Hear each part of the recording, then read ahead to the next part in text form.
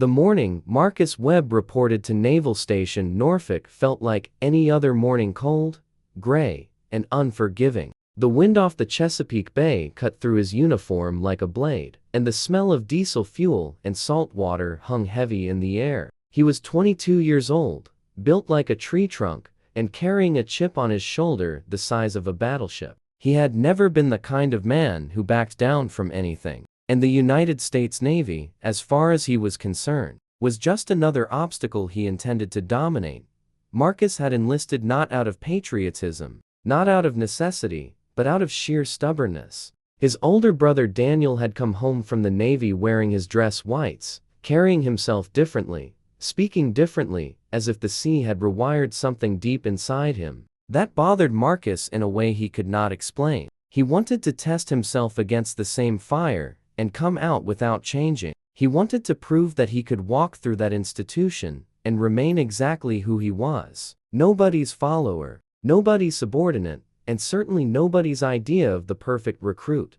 Boot camp had been the first real surprise. Marcus was physically superior to most of the men in his unit. He could outrun them, outlast them, and outlift every single one of them in the gym. But the Navy did not care about raw strength. It cared about teamwork, about following orders without hesitation, about understanding that you were one small part of something enormous. That concept sat poorly with Marcus. He pushed through the requirements, passed every test, and eventually earned his assignment to a fleet support unit, but he earned it with an attitude that his instructors had noted in his file. Not once, not twice, but 4 times. The note always said something similar. Capable but resistant, physically exceptional but temperamentally difficult, performs duties but challenges authority in subtle and not so subtle ways. Marcus read those notes over the shoulder of a petty officer once and smiled to himself. He considered them a compliment. His new assignment placed him under the command of Chief Petty Officer Raymond Okafor, a man who had been in the Navy for 18 years, and who looked like he had been carved from the same oak wood as the deck planks on an old warship.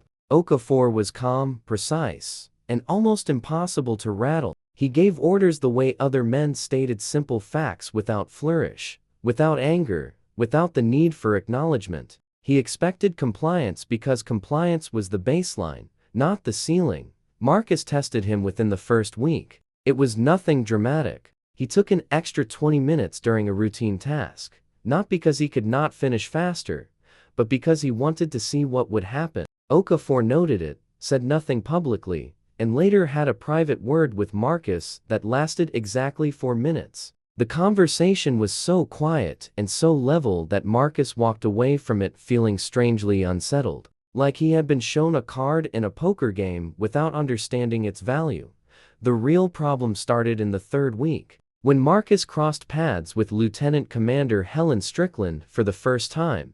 Lieutenant Commander Strickland oversaw a section of the station's logistics operations, a role that brought her into contact with Marcus's unit on a regular basis. She was 40 years old, small in stature, with sharp brown eyes that processed information the way radar processed signals, constantly, accurately, and without visible effort. She had 20 years of service behind her, 2 overseas deployments, a commendation for her work during a particularly complicated resupply operation in the Western Pacific, and absolutely no patience for what she privately called performance resistance, the particular brand of insubordination where a sailor technically followed orders, but made every effort to communicate, through posture, tone, and timing, that he considered himself above the task. Marcus delivered all 3 signals with impressive consistency.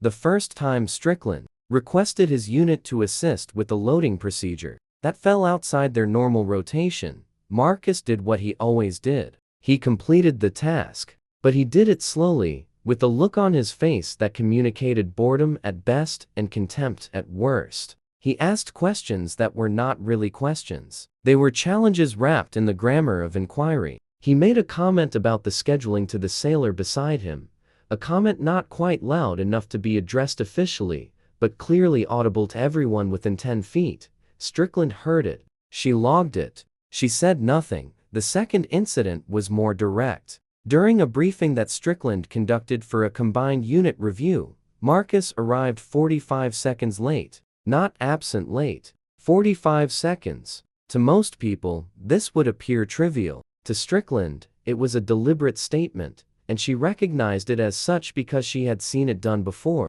She had done it herself once, as a junior sailor, and had paid for it in ways that ultimately shaped her understanding of what discipline actually meant. She let it pass. She continued the briefing. She filed the information away in the part of her mind reserved for patterns. The third incident was what broke the surface. It happened on a Tuesday afternoon in the supply warehouse, a building that smelled permanently of metal and industrial lubricant. Marcus and two other sailors from his unit were assisting with an inventory verification requested by Strickland's division. The work was tedious, cross-referencing manifest numbers against physical stock, updating electronic records, flagging discrepancies. It was the kind of work that required patience rather than strength, and patience was not Marcus's strongest attribute. Halfway through the afternoon, a young ensign from Strickland's division entered the warehouse to check on the progress. The ensign, whose name was Torres, was 24 years old and had been in the Navy for less than a year. He was earnest in the particular way that recent academy graduates sometimes were enthusiastic, precise, slightly nervous about authority above and below him, and carrying a clipboard like a shield. Marcus watched Torres move through the warehouse with an expression that slowly shifted from boredom to something more deliberately confrontational. When Torres stopped near Marcus to verify a section of inventory, Marcus did not look up from what he was doing. Torres asked a question about the manifest. Marcus answered it with a minimum of words and a maximum of tone. Torres asked a follow-up. Marcus gave an answer that technically responded to the question while making it clear he found the process beneath his engagement. Then Torres, probably trying to assert some small measure of authority, made a comment about the pace of completion. It was not harshly worded. It was the kind of thing a junior officer says when he has been sent to check on a task and needs to demonstrate that the check meant something. Marcus looked up for the first time. He looked at Torres the way someone might look at a sign that was posted in the wrong place. He glanced at Torres's rank insignia, and something in his face rearranged itself into what could only be described as amusement. "You checking up on me?" Marcus said. Torres said, "Yes. That was his purpose here, per Lieutenant Commander Strickland's direction." Marcus tilted his head slightly. "And who exactly does the Lieutenant Commander report to?" The question hung in the air of the warehouse like smoke. The other two sailors working nearby both stopped moving, though neither of them turned around. Torres stared at Marcus, clearly uncertain whether the question was rhetorical, administrative, or something else entirely. Marcus smiled. It was a relaxed, unhurried smile, and it was precisely calibrated to communicate that he considered this entire chain of command, from Torres to Strickland and beyond, to be something he could observe with detached curiosity rather than genuine obligation. "I'm asking," Marcus said, "because I like to know the full picture." "Who's your commanding officer?" Torres answered. "He named Strickland." "And who does she answer to?" Marcus asked. There was a pause. Torres gave an answer, the name of the captain overseeing that division of the station.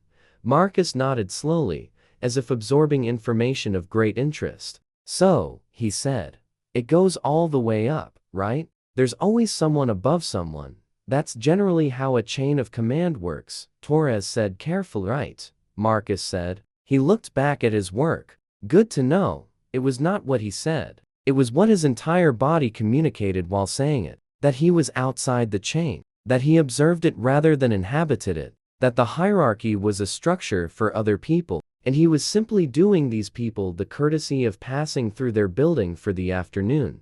Torres finished his inspection and left. 15 minutes later, Chief Petty Officer Okafor entered the warehouse. He did not have a clipboard. He did not look hurried. He walked directly to Marcus and stood beside him and said quietly that he needed Marcus to step outside with him for a moment. Outside, in the gray afternoon light, Okafor stood with his hands clasped behind his back and said nothing for a full 10 seconds. Marcus waited. He was good at waiting. He considered it a form of patience that others misread as disrespect. You asked Torres about the chain of command, Okafor finally said. Marcus said he had asked a reasonable question. You asked it, Okafor said, the way someone asks a question when the question is not really a question.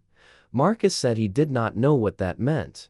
Okafor looked at him for a long time. Not with anger, with something more deliberate than anger, something that communicated that. The building where Lieutenant Commander Strickland held her morning meetings was not an impressive structure. It was functional in the way that most things on naval stations were functional, built for purpose rather than appearance, stripped of any ornamentation that might suggest comfort or accommodation. Marcus Webb pushed through the door at 7:58, which he considered a demonstration of professionalism without submission. He was on time. He was not early. In his private hierarchy of personal statements, that distinction mattered. The outer office held a petty officer at a desk and 2 chairs against the wall. Marcus was told to wait. He sat. He kept his posture straight, not because he was anxious, but because he understood, at some level, that in this building, posture was a language. And he was not yet ready to stop speaking. At T exactly 800. He was waved through. The office beyond was more interesting than the outside suggested. It was not large, but it was carefully organized in a way that communicated something about its occupant. Every object present had a function, and every function was connected to something larger than the object itself. There were no decorative items, but there were photographs on one wall. Not personal family photographs, but operational photographs. Ships at sea, personnel in working gear. One image of a resupply operation that appeared to have been taken from above during heavy weather. The sea gray and churned below a vessel that looked impossibly small against the size of the water. Lieutenant Commander Strickland was standing at a window when Marcus entered. She did not turn immediately. She continued looking out at the station yard for a moment, and Marcus, who was trained to read body language as a kind of adversarial intelligence, could not determine whether this was a power gesture or genuine distraction. With some officers, it was always performance. With this one, he found, he could not be certain. She turned. Webb, she said. Sit down. He sat. She sat across from him, not behind her desk, but in the chair on the same side as the visitor's chair, angled slightly toward him. That was unusual. Most officers who wanted to establish authority put the desk between themselves and the subject. The desk was a buffer and a signal. She had removed the buffer, which meant she either did not feel she needed the signal, or she was operating from a completely different set of assumptions about what this meeting was. Marcus kept his face neutral. You've been in the Navy for 8 months, she said. It was not a question. He confirmed it. Your physical evaluations are exceptional, she said. Your technical performance is sufficient. Your interpersonal record is what it is. She did not open a file when she said this. She said it from memory, which meant she had read it carefully enough that the information had organized itself in her mind, rather than on paper in front of her. Marcus said nothing. Yesterday afternoon, she said, you asked Ensign Torres about the chain of command. Marcus said he had asked a straightforward question. No, she said, simply and without heat. You didn't. The word landed quietly. Marcus waited for her to expand on it. She did not rush. You asked a question, she said, that was designed to communicate that the chain of command was something you were observing from a distance, that you considered yourself outside it, that the whole structure was a kind of social game that applied to other people. Marcus started to respond. I'm not finished, she said. She said it the way someone might say the word water, a simple descriptor of a simple fact. He stopped. I'm not here to lecture you about military discipline, she continued. You've had those lectures. They clearly didn't do what the people giving them hoped. So I'm going to tell you something different. She paused for exactly the right amount of time. I want to tell you about a man named Captain Gerald Whitmore. Marcus had not heard of Gerald Whitmore. He said so. No, she said.